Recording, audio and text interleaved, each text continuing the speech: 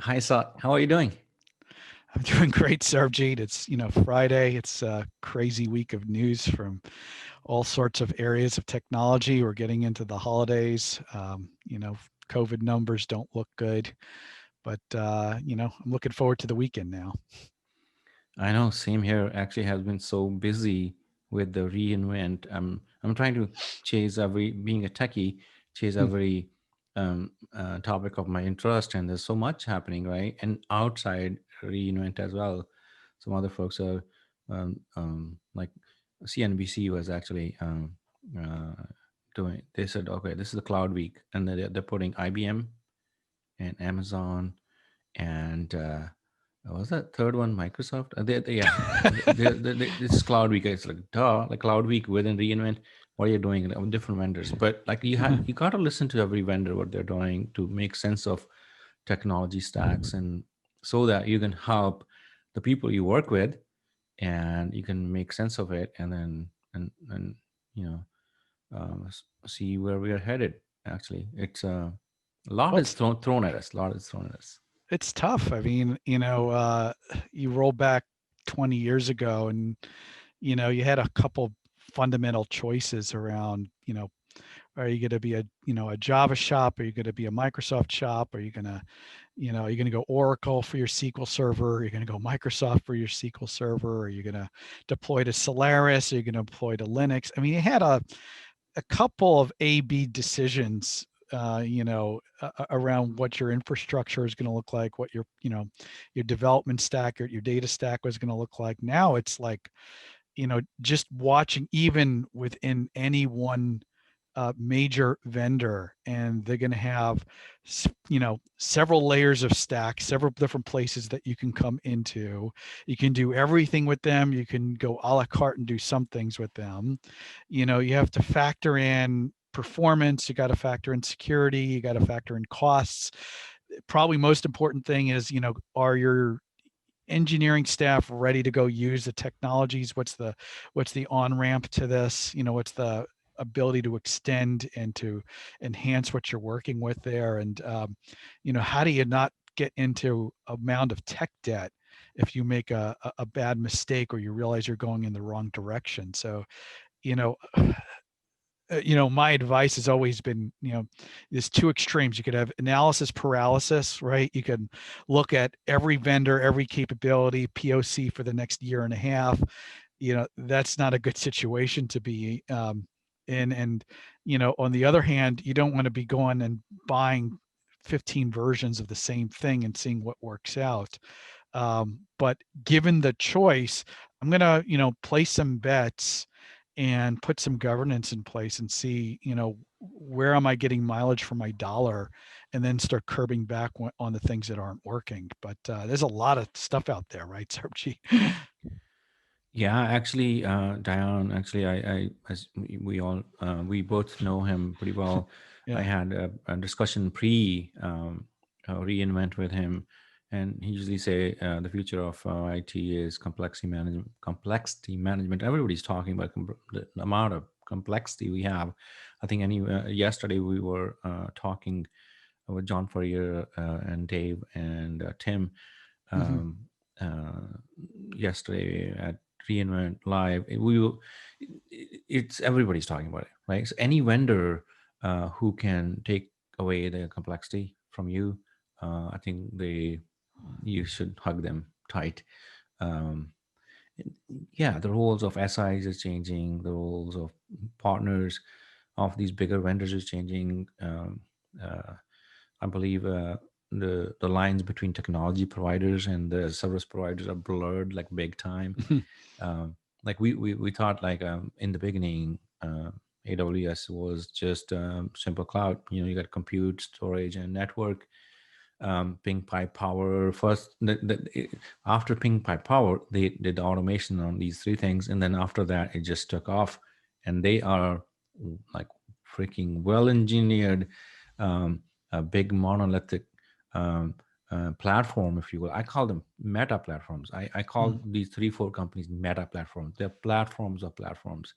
There are a bunch of platform companies, but you build businesses on top of it. You run, um, you know, um, you know, Netflix on top of it, right?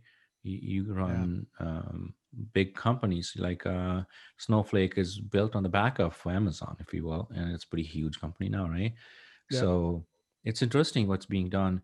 But let's talk about Amazon and then how they little bit tiny bit of history, like how they started with the startups and now they are appealing to the enterprises and what their challenges are. Before we started recording, actually, Mm. you said quite a few you gave me the gist, and in a few words, you summarized the trends. And what's your take on it? Yeah, I mean it's pretty funny when Amazon first came out. If you go digging into my blog, I have a post Mhm. and say, why the heck is Amazon getting into the hosting business? There's plenty of options for me to go host from rack space, all the way up to a tier three provider. And I don't need Amazon's hosting. And of course, they proved me wrong and proved a lot of other people wrong. And so they went from this ability to provision with a credit card to the ability for startups to not ever have to have a data center, not ever have to figure out how to patch systems, and you can go focused on the applications, and we'll give you the entire environment to run with. And so for the last decade, for the most part, that's been a big part of Amazon's success, is to continue to make it more versatile, more robust, more usable for a development community to do many, many, many things. And so if you watch, Andy's uh, Mhm. keynote this week, Mhm. you know, I felt like he was speaking to me, the CIO, saying, look, you don't have to go anywhere else. You don't need multi-cloud. We've got all the services, we've got all the layers. If you want to get down into the PyTorch level, you can do that. If you just want to go consume a high-end service for vision, for computer vision, or for natural language processing, we've got that covered for you. You want Kubernetes as a service, we got that. You want contain, you want to go PaaS, we've got that. You want to go serverless, we've got that. We pretty much got everything that you want. And he goes out and tells everybody, go hire builders. And so, you got to think about that for a second, because that's their wheelhouse. They want to help organizations with their builders to pretty much do everything that the enterprise needs to be successful over the next 10 years, and that you don't need multi-cloud and you don't need to look in other places to do that. And you saw them do a little bit of an olive branch and say, we can go out and run Kubernetes inside your data center and start helping you with hybrid cloud. And so, that's going to be useful, right? We're not going to be getting rid of data centers. I think it's going to be very strategic for companies to have private clouds and edge computing. But what I heard today, this week, was, if you're a CIO, I'm going to give you every reason to be 100% in our stack as much as you can, and go hire builders to go figure this out. And so, that's not that easy. Is the thing that CIOs have a problem with, called skill set, right? So, if you are, a startup, you can attract talent, you can pay for talent, you can give them equity for talent. The enterprise has hundreds, thousands of people in IT that they're retraining, they're relearning, and this is a different environment to work with. So I think it's going to be interesting to see how it plays out. But I think Andy laid out a pretty good case that at least you can go shopping in their mall for a lot of different things, and probably find something that works for you if you have the talent to actually go put it all together. Yeah, actually, Amazon, AWS, actually, we should say, not Hmm. Amazon.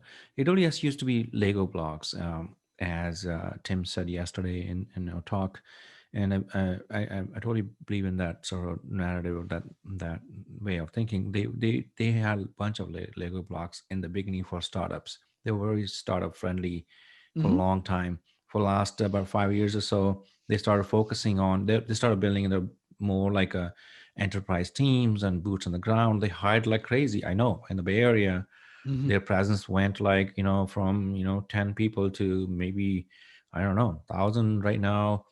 People who are field focused, boots on the ground. They go to customers and sit with them and discuss their use cases and then move them into Amazon cloud and so forth.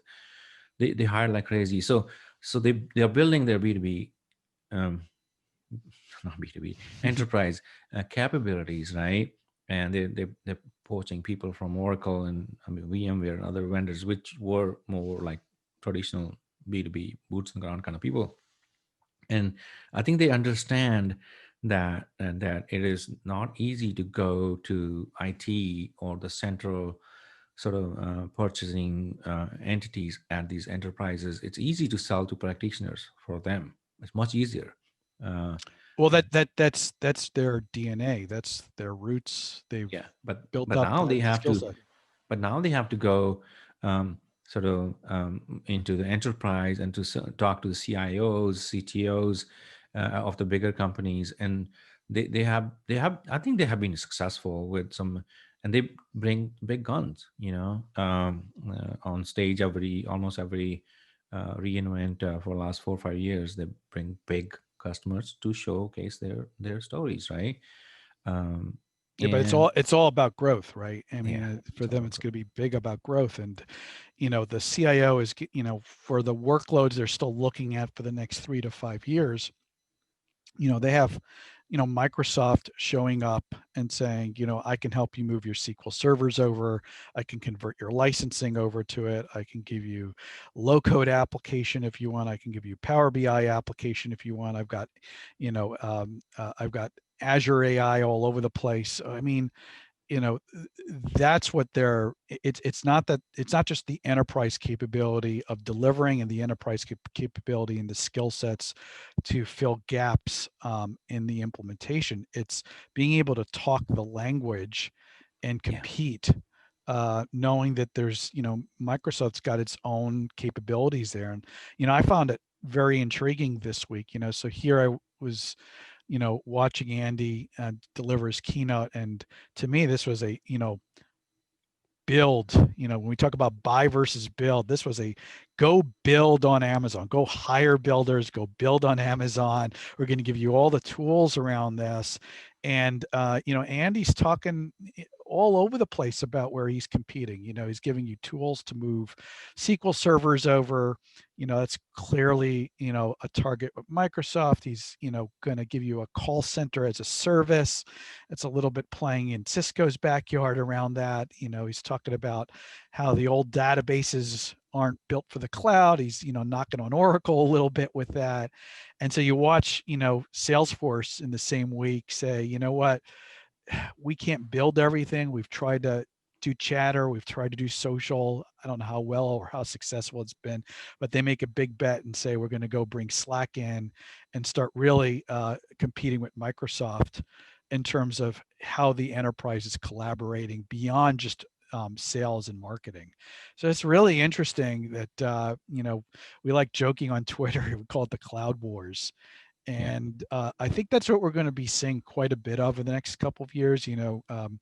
COVID forced organizations to invest more of their transformation faster than they probably would have otherwise, whether it's, everything from buying laptops to modernizing collaboration software to figuring out what applications needed upgraded workflows. I mean, it's a big reason we're seeing a lot of low code become a little bit more popular today. And so they know the spending is happening now, and it's going to continue a little bit next year. It'll be a little bit different in 2022, I think. I think 2021 is going to be a transition year. We're not sure, exactly what, when, and what the impacts of vaccines are going to have, but we know we're going to be hunkered down for better part of the next quarter. And then some areas of the world are going to start opening up probably in April, but we don't really know what that looks like. And we're all hoping that by the time we hit 2022, January 22 is going to look like January 20. And that, maybe we'll be operating a little bit different. I saw a stat today. It was a report coming from PwC and Qualtrics. It was about, you know, 65% of IT leaders said that they expect 25% of their workforce to continue working remotely. We had an interesting CIO chat yesterday, and I think Miles asked a question like, "What's the number one CIO priority for Yeah. 2021?" And I just said, you Staying know, healthy. stay healthy, stay safe, make sure your team is. Everything else is, you know, we'll figure that out after that. Why did I say that? Because we don't, you know, the next quarter is going to be difficult, right? You know, and why am I going to drive my team to give me 30% more when I know it's probably not realistic? You know, it's difficult right now. I probably want to do different things over the next quarter. Maybe give them a little bit more time to do some training classes. Maybe find some ways to do POCs and learn some new technologies right now. Why? Because, you know, it's just going to, you know, most of the country is cold, and parts of the country are going to be locking down more. Yeah. So, you know, you got to take those inputs in and say, what can I do to be successful through that? And, you know, that's, you know, look at Amazon, you know, AWS, you know, they could have decided we're not going to do a conference. They do a conference. You know, I thought it was well done. I You think it was know, well done. I Yeah. think it was honestly, it was well, you know, they didn't try to do the network thing.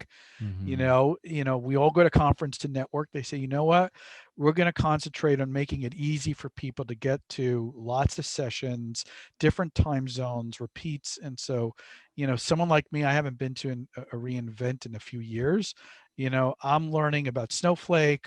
I'm learning about reinforcement learning. You know, I'm dabbling into some things. Why? Because I found a half an hour at 5:30 in the morning Yeah. that had a session that I can go drop into. That's great. I hope they continue doing some things like that. But I also hope, you know what? I hope we could shake hands one day and have a beverage at a conference and, like, you know, do an on-spot video around something also. So I think there's going to be, you know, world's Mix. hybrid. How's that? The world is hybrid. The Yeah. world is hybrid. Let's come back to AWS a little bit and wrap within like 10 minutes or so, because Sure, I know you have to go. You I told do. me Yep. you have to leave in 12, 11 minutes now. So yeah. So I think on AWS, I liked few of their. I mean, like, there's so much we can cover. In Andy's keynote, I think he announced like 30 plus new initiatives, right? And Yeah. then after that, there were new during the more initiatives during uh, partner keynote, right? And there are two keynotes next week, and then there's another one uh, a week after next Warner's. week. Yeah. Yeah, Warner's. I'm looking forward to that one, because I'm a geek and geeks out, go low level stuff, tech level. I believe that few things kind of stood out. First of all, I think I I will categorize announcements into two categories, right? One is the Mhm. incremental enhancements. They're Sure. already doing some stuff and they're doing it better. They're already doing machine learning better. They're already doing containers better, right? Hmm. But there are some other few announcements which are like like not shocking, but it's like new, right? Hmm. Or the newer initiatives, or a little more thought provoking, kind of, oh my god, I didn't expect that. um, for example, I think the Mac OS in cloud is going to be huge. I believe for third world countries where kids don't cannot buy these MacBook Pros and all that stuff, but they can get onto the free tier of Amazon and start writing iPhone applications, right? Apps, right? So stuff like that. I mean, like, that's just one example. It's a democratization of Hmm. another piece of technology to another set of people. Hmm. Um, uh, and they are bringing EC2 to your data center, right? Hmm. So which they were doing earlier. They started with Outpost, but now they are bringing more and more services into your data center, and they are open sourcing their EKS sort of Kubernetes um, stack, if you will, so that people can sort of make it more portable. I think that's a backdoor entry into multi-cloud. They will never say that, but multi-cloud they don't mention that normally. Hmm. But I think that it's their backdoor entry into that, because people they get criticized for not entertaining that idea that it's multi we are in multi-cloud world. But I think we all know the difference, the disparity between, or the difference between number one cloud, which is Amazon, and number two is huge in feature Mm. function. I believe that it's pretty considerable. I will say not huge, but it's considerable. And from two to three is also there, right? But at the pace they innovate at, it's mind-boggling to me. And the kind of programs, it's not only the technology stack they're innovating, right? Mm. And newer cloud database, native databases from them, and native stuff. They started this serverless movement, and then everybody else is adopting it now. But also on the business model, uh, and the model, the way they approach the partners. And they have so many partner programs, by the way. Yeah. I will wrap up quickly my second, and then I want to listen from you. So they have a ready to act partner program. Well, that's huge. Like, that means these partners, they have handpicked through their sort of audit and whatever, uh, that they are Amazon. They look like AWS to the vendors, like ready to act. So it's a program. So there's a better affinity from customer to this partner with the brand of AWS. So it's amazing what they're doing. I think. What's your take on that? Like, not only tech, but other sort of clever measures addressing the pain points of technology consumption, reducing the friction, making things simpler. I think they're doing pretty good there. What do you think? There were, I think, three announcements that I just would put in the category of it made me think. Mm-hmm. I'm not going to separate whether it's a new thing or an enhancement, but I think wavelength was interesting. Yeah, I'd written about that before. They're going from two to, I think, 18 different cities. I think was the number that they're going to be able to put. You're going to be able to put infrastructure at the carrier level and build ultra low latency applications. that's And huge. so it's kind of huge, but it's kind of makes you think, right? Okay, so what kind of applications will become the norm in 3 to 5 years? What's the experience that's going to become the norm, because you can put the application at that center and have low latency, right? This is emerging for us right now. I don't know the answer to that yet. Some Yeah, folks probably are thinking about I it. think a lot about it. Actually, it's mainly 5G and IoT, Yeah, IIoT and IoT. I think gaming will go first, and then self-driving cars and few I think others. it's a big thing is going to be self-driving cars and smart cities and Yeah, things like that. So yeah, they need I the think, sub-millisecond sort of latency. yeah. So I thought that was a big aha. I think the open source library, I forget what they called it, that's going to be able to port over SQL Server is really interesting. Again, first is there's an entire business model out there from service providers that help large enterprises move databases back and forth from different environments, right? So is this going to be a tool they start using, or is this going to be disrupting to their model? Because everybody's going to be able to do it. Yeah, And if I'm sitting on, a farm of SQL Server applications or SQL Server data warehouses, now I have a few different options to the cloud. I can go to Synapse and move over to Azure. I can go to run SQL Server in AWS as an RDS database, or I can get it ported over to Aurora. And so back to that, questions like, how do I think this through strategically, cost wise? What's, now that I have some choices here, that I think that's interesting. And then, I'm a data guy, and again, comparing Salesforce decides and buys Tableau, right, about a year ago now. yeah, So now they have data viz, they're competing with Microsoft on Power BI.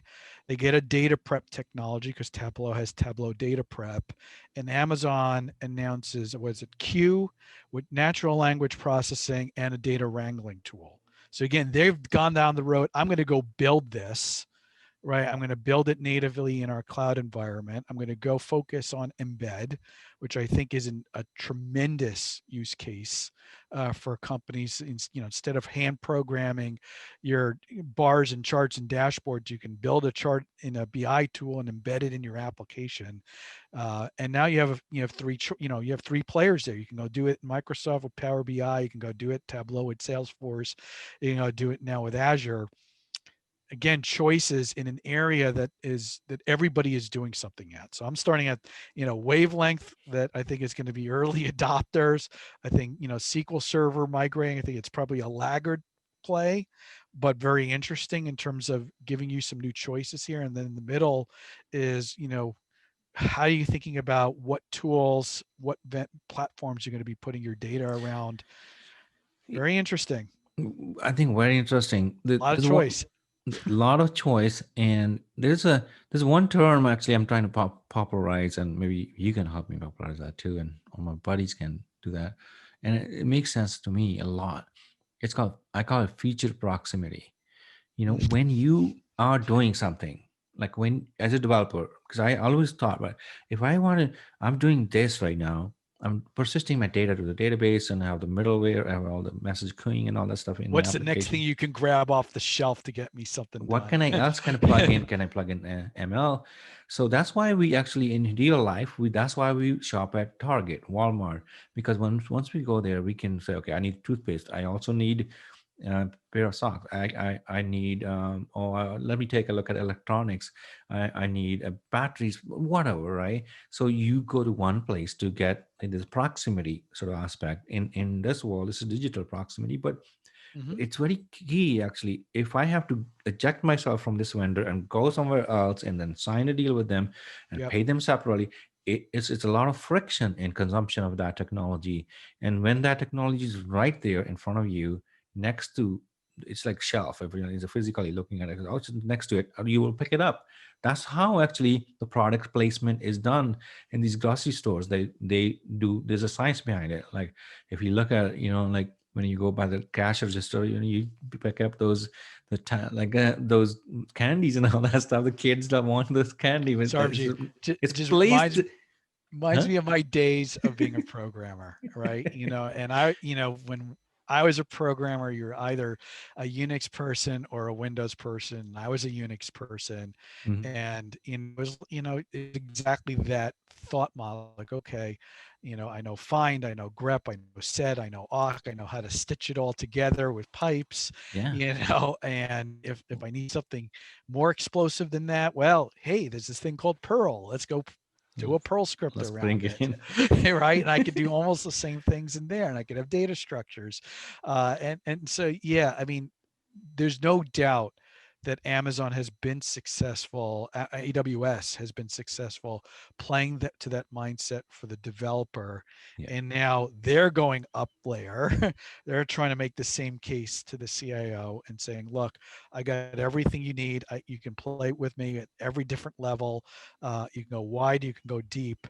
And they don't have to go multi-cloud yet, right? They can talk hybrid for a while because they don't need to. They're just going to stick to their guns and say we can build anything, which they're showing they're pretty good at, and we're going to continue to help builders get better, and we're going to help enterprises be successful if you buy into that culture and mindset.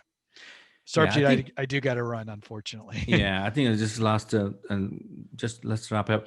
I think you're spot on, and your vantage point. Like you're working with so many customers and CIOs and CTOs and senior level, and also practitioner level, which is very important.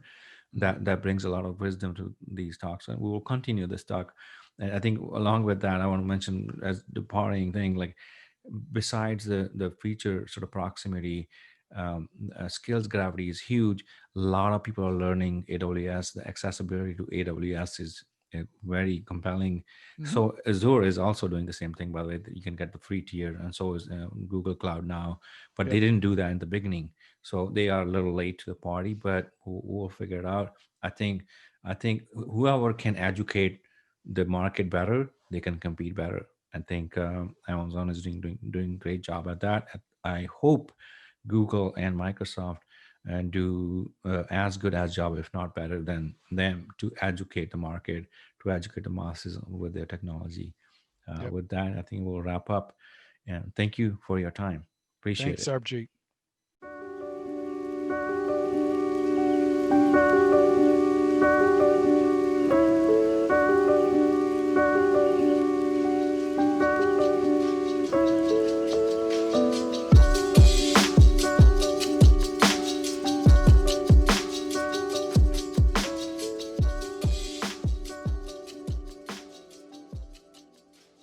Keep it relevant too. You and I went off on a good tangent, but